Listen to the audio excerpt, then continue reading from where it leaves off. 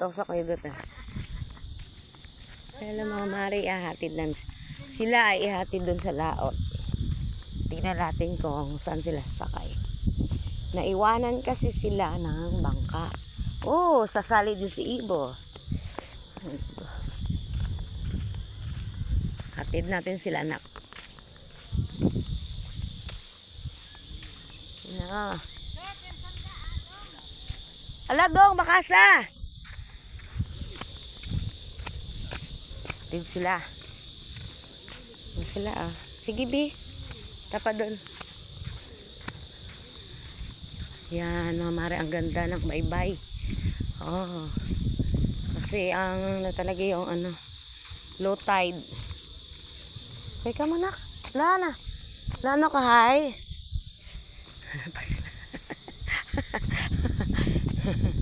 Hatid namin sila. Titingin lang pala kami kung paano sila magpalaot. Kasi si Junior, ang aming binata, tsaka si Habi ay mangingisda na sila, maglalambat. Sama talaga si Ibo maghatid.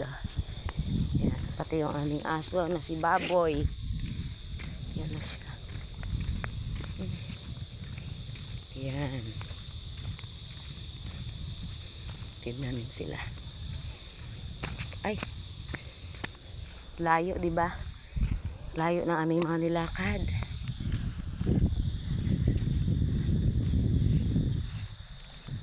Maka. Yan.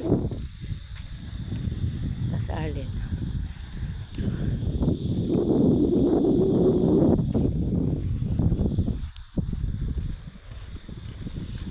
Grabe, layo oh.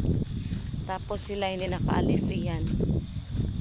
Hintayin pa nila yung high tide mamaya. Mga 8 PM pa. Bago sila makaalis. Pero ito, yung dalawa na yan, ihatid sila. Yung sa halin, si Dodong, yung dalawa ko. Tibayan sila ah. May maganda doong bahay mga mare. Yan.